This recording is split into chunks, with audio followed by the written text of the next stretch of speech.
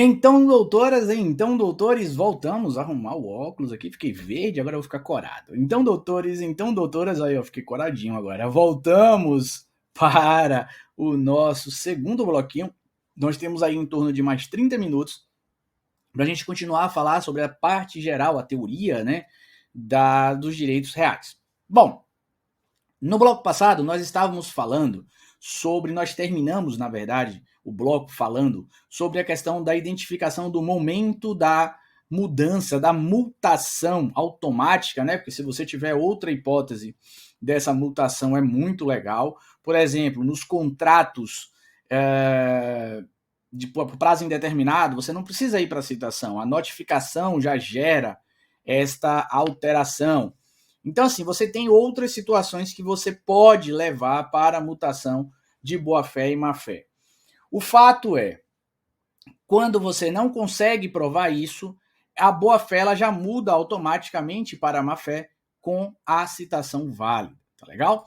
E é bastante interessante você identificar essa condição de boa-fé ou não identificar essa condição de boa-fé na questão, por quê? Porque ter boa-fé ou não ter boa-fé, ela interfere numa quantidade enorme de situações que vocês estão vendo aí. Nós temos pelo menos 5 artigos do Código que trabalham com a ideia de mutação de boa-fé e má-fé. Veja só, o possuidor de má-fé, tá? O possuidor de má-fé, e aí aqui você tem que ter conhecimento sobre classificação de frutos. Infelizmente não teremos tempo para falar disso agora. O possuidor de má-fé responde por todos os frutos colhidos, aqui não tem mistério, a palavra é a mesma da ideia, e os frutos colhidos e percebidos, né? Aqui a gente tem, só para você entender, vou voltar aqui à tela grande, a maioria da doutrina, ela entende que fruto colhido e percebido são sinônimos, tá? Mas tem uma doutrina mais cirúrgica, que como o código fala colhido e percebido, ela faz uma alteração. Mas essa alteração não tem especificidade nenhuma, tá? Eu só estou falando aqui porque o texto de lei fala colhidos e percebidos. Fruto colhido é aquele que em tese, é afastado mecanicamente do bem principal. Então você chegou lá, tá? Por exemplo, aqui no prédio, né? Aqui no prédio tem um pé de goiaba e tem um coqueiro. Quando tem coco aqui, a gente não deixa cair. Você não pode bater na cabeça de alguém. Então a gente contrata um profissional, o profissional sobe no coqueiro, tira o coco. Isso é fruto colhido, tá? Você chegou mecanicamente e afastou do bem principal. Esses dias eu estava passando na área verde aqui do prédio e tinha uma goiaba no chão. Eu peguei a goiaba.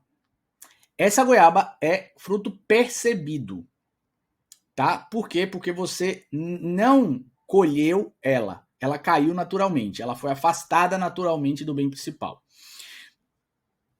Prática nenhuma, tá? Prática nenhuma.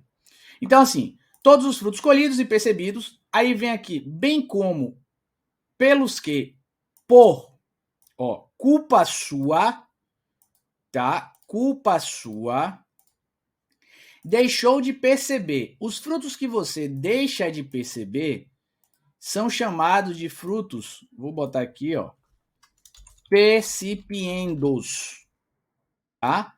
Frutos que você deixou de perceber são chamados de frutos percipiendos. Então, vou botar aqui, fazer a caixinha para ficar fofo.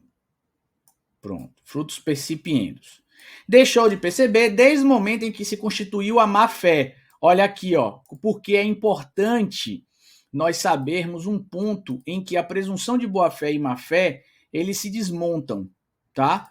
Desde que o momento em que se constitui a má-fé. Terá direito às despesas da produção e custeio. Vamos lá. Então, essa aqui é interessante porque esse é um dos raros momentos em que se tem uma perspectiva subjetiva, tá? É um dos raros momentos em que se tem uma perspectiva aqui subjetiva da condição do possuidor de má-fé. Vocês vão ver mais para frente que o possuidor de má-fé não tem muito esse ideal subjetivo, tá? Então a gente tem aqui uma perspectiva subjetiva, quando ele fala quando ele fala por culpa sua. Então, ao falar por culpa sua, ele está colocando o elemento subjetivo. E aqui embaixo ele fala assim, ó, tem direito ao custeio, né, a devolução do valor das despesas e produção. Por que isso? Porque para evitar o enriquecimento sem causa. Veja que quando a gente fala em fruto, fruto é aquilo que deu menos o que se custou. Então, por exemplo, eu faço aí uma plantação de soja. Essa plantação de soja me rendeu 200 mil reais. Beleza, eu colhi soja que deu 200 mil reais. Os frutos não são esses 200 mil. Os frutos são os 200 mil menos os 50 mil que foi, eu estou chutando aqui, do custo. Então, na realidade, o fruto será 150 mil reais, tá? É o que você teve no final menos o que você usou para investir. O que você usou para investir é o básico. Então, mesmo de má fé, o possuidor poderá cobrar, desde que efetivamente devidamente comprovado, aquele valor que ele aplicou para a despesa de produção e custeio, tá? Então, essa aqui é a questão do possuidor de boa fé ou de má fé. Aí veja que a situação vai começando a ficar um pouquinho mais complicada para o possuidor de má fé.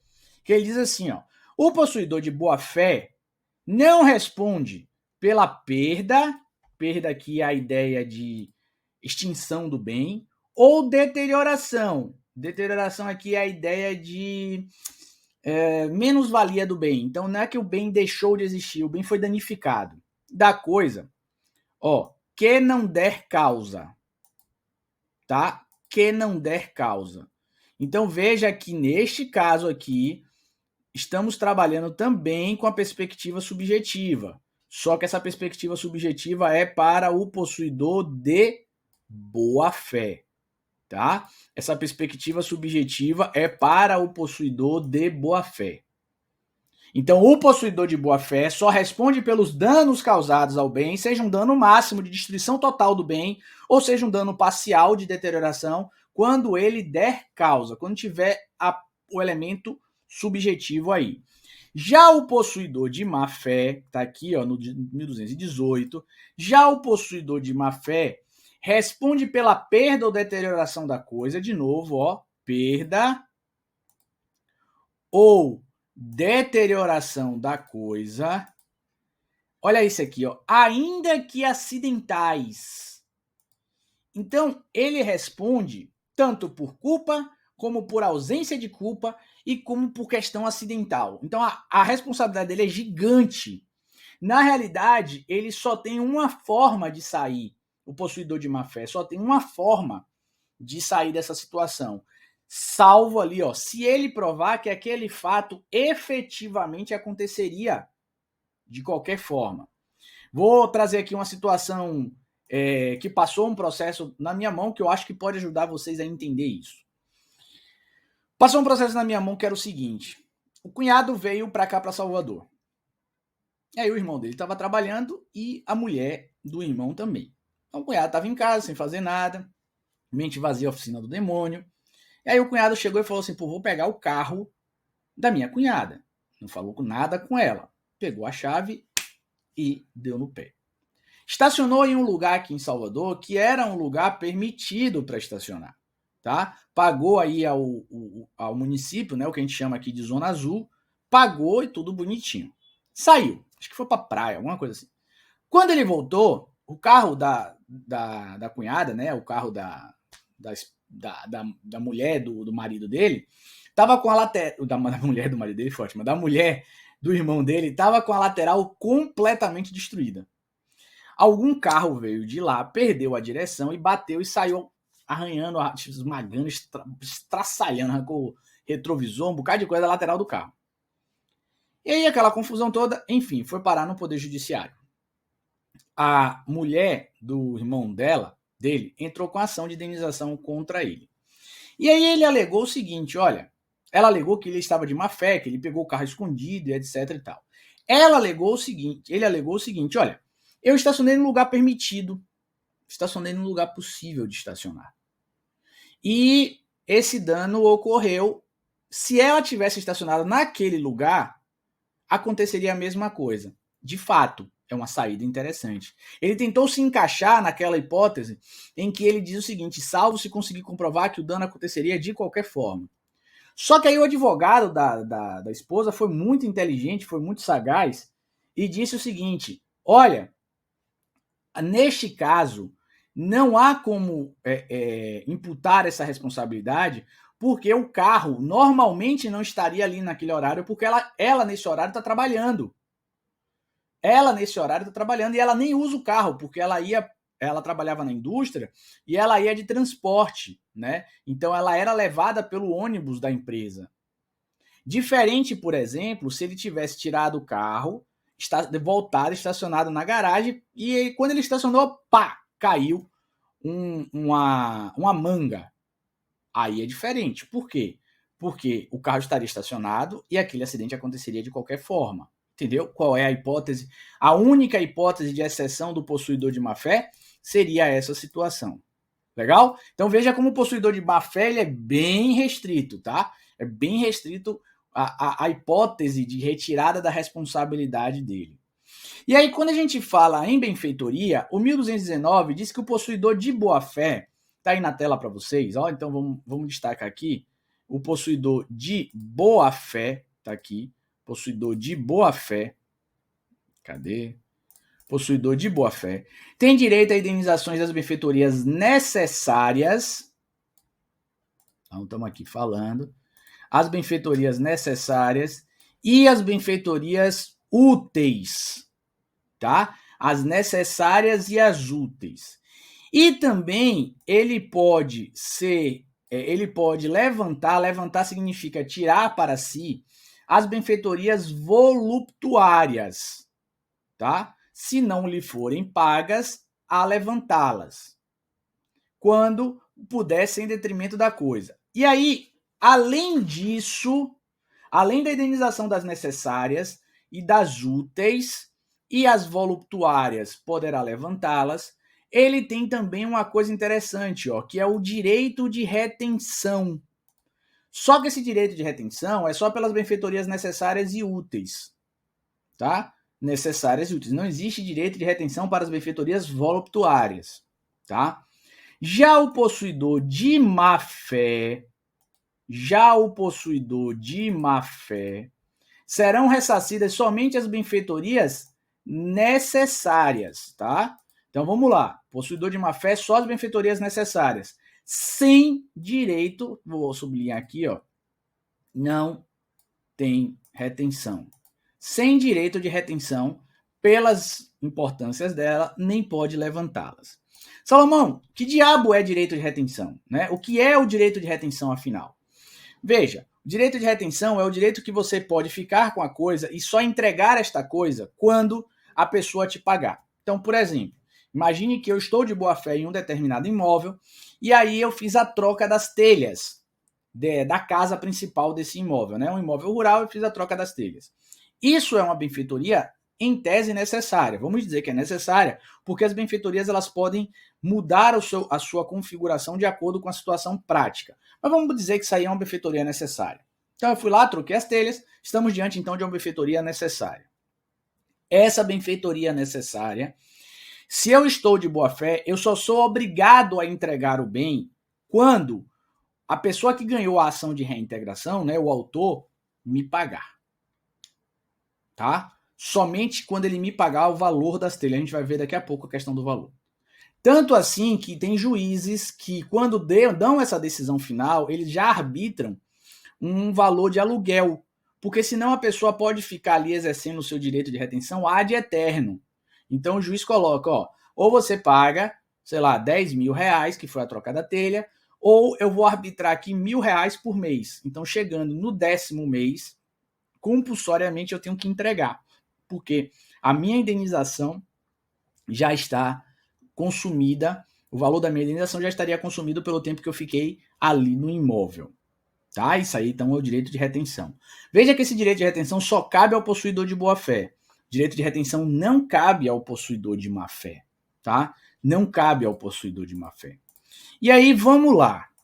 Eu fiz aqui um resuminho para vocês terem uma ideia. Ó. Possuidor de boa-fé, perda ou deterioração da coisa somente se deu causa. Má-fé, em qualquer hipótese, ainda que acidentais.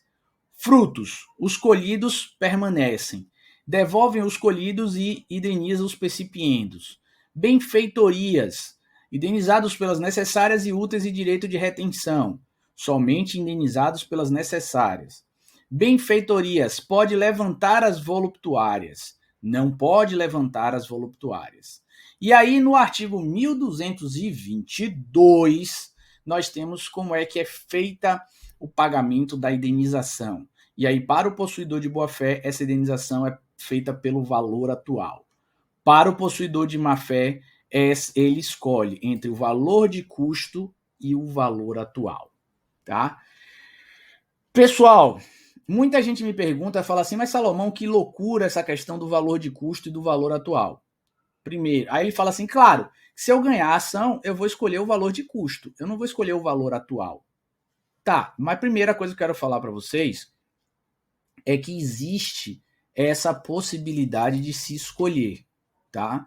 Existe essa possibilidade de se escolher estabelecendo aí o valor de custo ou o valor atual.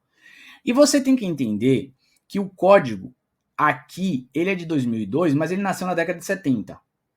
E aí lá na década de 70 a gente trabalhava com inflação, tá? Hoje a gente trabalha com a ideia que pode ter, claro, hoje não, né? Atualmente a gente está até com a inflação muito alta.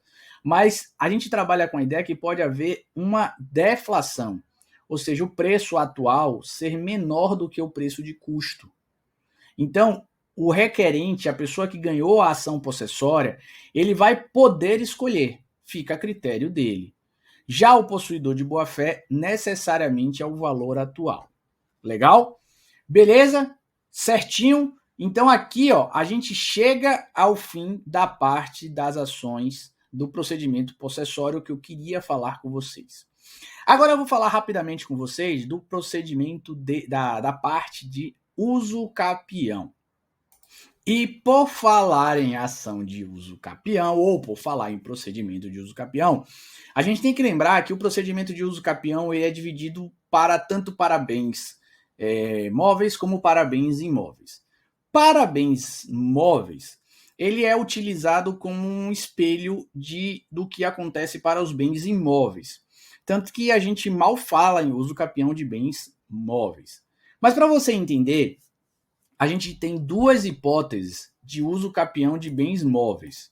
Vamos trabalhar aqui com o nosso slide. Deixa eu tentar abrir aqui um slide. Meu mouse está meio bichado. Mas vamos aqui na força. Então, vamos mudar aqui o título. A uso capião. Então, ó, enquanto eu estou escrevendo aqui, uma dicasinha, tá? Caso você pegue uma questão aberta, a expressão correta é a uso capião, tá? E não o uso capião, certo? O código, se você olhar, o código já determinou isso, então esse seria o caminho mais adequado. Então vamos lá. A gente tem aqui, ó, quando a gente fala em a uso capião, a gente tem duas modalidades de uso capião. A gente tem a uso capião, deixa eu ajustar aqui. A gente tem a uso capião de bens imóveis e a gente tem a uso capião de bens móveis. Quando a gente fala em uso capião de bens... Eita, mouse, ó. Tá me deixando na mão. Quando a gente fala em uso capião de bens móveis, a gente tem a uso capião extraordinária e a gente tem a uso capião ordinária. E ponto final, tá? Acabou. Quando a gente fala em uso capião de imóveis, a gente tem 6 possibilidades. A gente tem a extraordinária, a gente tem a ordinária, a gente tem... Aí, deixa eu puxar mais, se o mouse deixar, né? Meu botão esquerdo do mouse está pedindo para ir embora. Aí a gente tem aqui, deixa eu abrir aqui.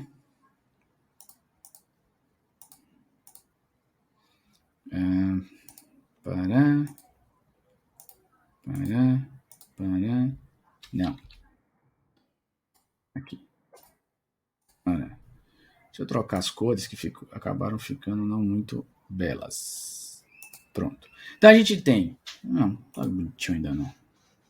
Vai ficar aqui mesmo. Então a gente tem extraordinária, ordinária, a gente tem a uso capião especial e a gente tem a uso capião por abandono de lar. Aí dentro da especial, a gente tem a especial urbana. Calma, não entre em desespero, antes que você fale assim, meu Deus, eu não estou enxergando o que esse cara colocou aí. Calma. A gente tem a urbana individual, a gente tem a urbana coletiva e a gente tem a rural. Tá? Temos então aqui estas 3 hipóteses dentro da modalidade de uso capião especial, tá? Dentro da modalidadezinha de uso capião especial, deixa eu botar um 12 aqui para ver se a gente consegue arrumar. Pronto. Então essa aqui é nossa árvore de uso capião. A gente pode colocar mais um aqui para imóveis? Pode. A gente pode acrescentar aqui. Não quero você não. A gente pode acrescentar aqui a uso capião tabular, que é a uso capião prevista na Lei de Registros Públicos. Tá? Seria, então, aqui uma outra modalidade de uso capião, seria, então, a nossa uso capião tabular prevista na Lei de Registros Públicos. Tá? Então, temos estas modalidades, então, aí de uso capião. Veja, para a gente falar de uso capião, eu vou fazer aqui uma coisa para vocês nunca mais esquecerem quem não lembra de uso capião. Para a gente trabalhar com o uso capião, a gente tem essa seta invertida, tá? A gente trabalha aqui com essa seta invertida. A gente trabalha com a seta para baixo, tá? E a gente trabalha, deixa eu abrir aqui outra, com a seta para cima. Você já vocês entenderão o que eu estou dizendo. O que acontece? Uso capião, basicamente, é uma inversão de tempo versus requisitos. Tá? Tempo versus requisitos. Certo? Então, quanto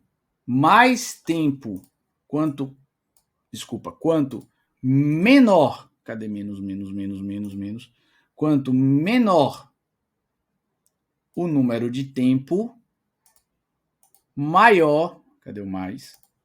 Maior será o número de requisitos. E o contrário se aplica da mesma forma. Quanto menor o número de requisitos, maior o número de tempo. Então, se a gente for considerar isso aqui, você nunca mais vai esquecer isso aqui, nossa uso capião com o menor volume de tempo é a uso capião por abandono de lar. A uso capião por abandono de lar é a nossa uso capião que tem o menor lapso temporal possível. Salomão, que lapso temporal é este? Eu não estou lembrando. Calma que eu vou te lembrar agora. Deixa eu só arrumar aqui. Esse prazo é um prazo de 2 anos. É o nosso menor prazo de uso capião. É o nosso prazinho de 2 anos. Tá? Nosso prazo aqui, então, de 2 anos. Por sua vez, o nosso maior prazo é o prazo, né, de 15 anos, que seria aqui a uso capião, e olha que eu estou falando aqui da extraordinária, por imóveis, a uso capião extraordinária, que apesar do nome extraordinária, ela é quase uma uso capião subsidiária. Ela se aplica a qualquer hipótese. Tanto que a uso capião extraordinária, ela tem apenas 3 requisitos. Posse, mansa e pacífica, 4, né? Posse, mansa e pacífica e tempo. Acabou. Ponto final. Já por abandono de lar, a gente tem um sem número de requisitos. A gente tem posse, mansa e pacífica, posse mansa e pacífica, tempo, imóvel urbano, até 250 metros quadrados, não ser proprietário de outro imóvel, o imóvel servir como residência da família e... isso, são 8 requisitos. Então, posse mansa e pacífica, tempo de 2 anos, um imóvel urbano de até 250 metros quadrados que serviu como bem de família, não tem bem da família, não tem um outro requisito. A pessoa requerente não pode ter um outro bem e tem que ter ocorrido o abandono de lar. Atenção, um destaque aqui, você vai ter... Salomão, como é que eu vou fazer com a questão da uso capião? Literalmente, você vai ter que decorar. Literalmente, você vai ter que decorar. Eu não gosto muito de falar isso não, mas literalmente você vai ter que decorar. Você vai ter que saber todos os requisitos. Os requisitos eles vão se acumulando, tá? Então, por exemplo, uso capião especial urbana. Aí você já fala em imóvel urbano de 250 metros quadrados. Essa é a mesma característica do abandono de lar. Aí você vai ter que saber, porque não existe abandono de lar para imóvel rural, só existe para imóvel urbano. Por sua vez, o imóvel rural são 50 hectares. Tá? Então você vai ter que dar uma lida, e eu não sou muito favorável a isso, mas literalmente você vai ter que decorar as hipóteses de uso capião. Detalhe, tá? Detalhe. Na uso capião na uso capião ordinária, você tem que ter justo título e boa-fé. É uma acumulação, tá? Justo título e boa-fé. Outra coisa, a sentença de uso capião, ela é uma sentença declaratória. A sentença de uso capião, ela é uma sentença declaratória. O que significa ser uma sentença declaratória? Significa dizer que seus efeitos retroagem até a data da completude dos requisitos da uso capião. Tá? Então, o efeito da sentença retroage até o momento em que você completou os requisitos da uso capião. Por falar em requisito de uso capião, o STJ tem entendimento no sentido de que se você ingressou com a ação antes do prazo, né, da modalidade de uso capião que você escolheu, e esse prazo foi completado no curso do processo, o juiz não pode sentenciar extinguindo o feito. O juiz tem que consolidar a situação fática e processar e julgar o feito nessa intenção, entendeu? Ou seja, houve uma mutação da situação fática imediata, então o juiz tem que adaptar e fazer o julgamento adequado aí da hipótese da uso capião. Tá legal? O que mais que eu posso falar de uso capião aqui para vocês? Os bens públicos não são passíveis de uso capião, tá? Os bens públicos não são passíveis de uso capião. A uso capião é um procedimento petitório, então você tem que fazer a citação dos confinantes e dos cônjuges dos confinantes, assim como você também, salvo no regime da separação total, você tem que ter a outorga uxória, por ser um procedimento petitório. Certo, pessoal? Então, assim, não tem muito o que explorar aqui na questão de uso capião, a não ser ficar trabalhando com vocês com tópicos. Outra coisa. O procedimento de uso capião por abandono de lar, tá? A prova pode vir bem atualizadinha em cima de vocês e perguntar qual é o juízo competente para o procedimento da ação de uso capião por abandono de lar. Por que, Salomão? Para especificamente o abandono de lar, porque o abandono de lar tem um elemento de direito de família, que é a ideia de abandono de lar. Então, neste caso, já se decidiu, já se entende que o juízo competente para procedimento de ação de uso capião por abandono de lar, salvo se tiver, logicamente, na lei de organização judiciária específica, é o juízo cível, tá? Apesar de ser um procedimento que envolve elementos de direito de família, o juízo competente é o juízo cível, certo? Juízo civil. O que significa dizer que não pode acumular ação de uso capião de abandono de lar com divórcio, tá? Porque o divórcio ocorre no direito de família. Legal, pessoal? Então terminamos aqui nossa segunda aula. A gente tem mais uma aula, uma terceira aula, que vamos trabalhar ainda com direitos reais. Vamos partir aí para trabalhar com as perspectivas de propriedade e demais direitos reais. Então, pessoal, um abraço para vocês. Nos vemos, com fé em Deus, numa próxima aula. Até lá e fiquem com Deus.